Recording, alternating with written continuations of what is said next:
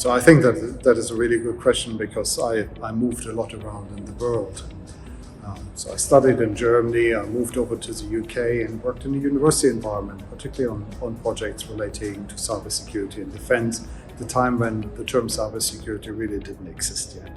And I think more recently, my career has brought me over here to Australia to become the research director of the Cybersecurity Cooperative Research Centre. And that for me was, I think, one of those moves where you move once around the world and it needs to be for the right reason. And that was for me to buy into the mission and the value of the Cybersecurity CRC in terms of building up capacity and capability in cybersecurity through research and innovation.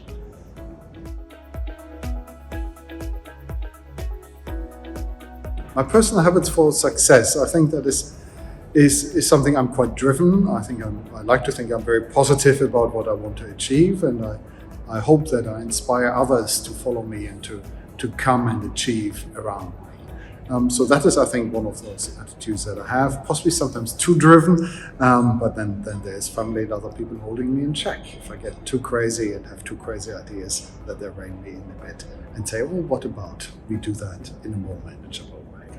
But I think creating that momentum is one of the things that, for me, was making me, I think, very successful.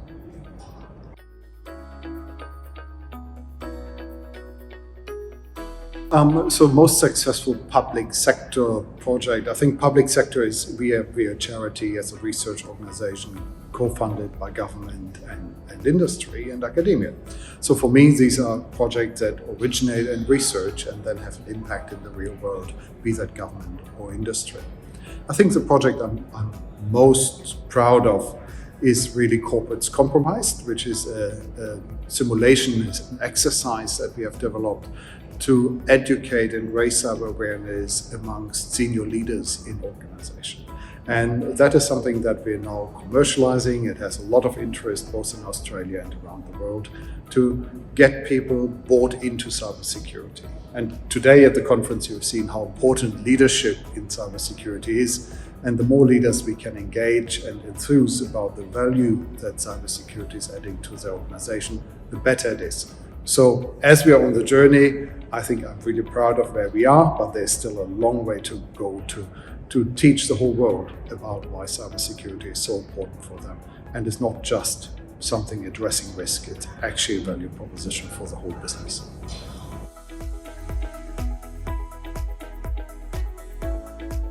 I think it would be nice if people find good ways of constructively working together and see the bigger picture that everyone is trying to achieve. So for me, it's all about collaboration and productive partnerships, much more than this is my turf, this is your turf, and let's not talk to each other. That is happening, the stovepipes are happening too much in organizations and I think also in government. So breaking down these boundaries and working together to solve issues like cybersecurity and others, I think that would be what I would look for most.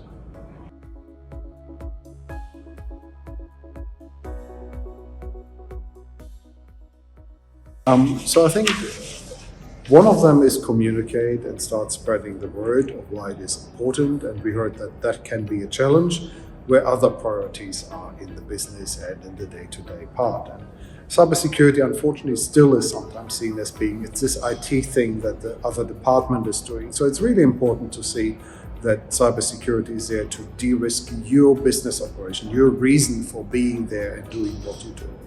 And I think that is the core part of putting cybersecurity as one way of helping you manage risks in your organization. That is, I think, the important bit to come across. As an individual, obviously, you should not just hide away. If something is happening, talk about it, spread the word, tell other people so they don't make the same mistake again.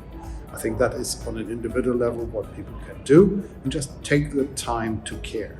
We all learned to wash our hands during the pandemic regularly, use alcohol, gel. Cyber hygiene is just the same thing in the digital world. Take a bit of care before you engage online, before you click on that link, before you download a document you're not quite sure where it comes from.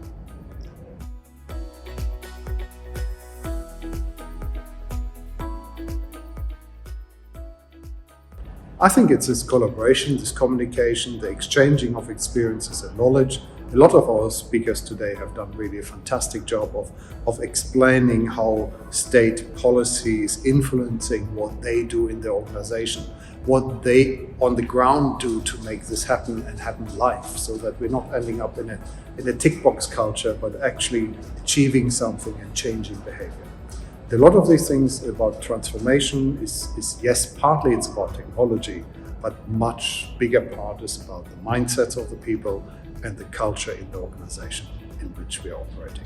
And that exchange, I think, is really valuable.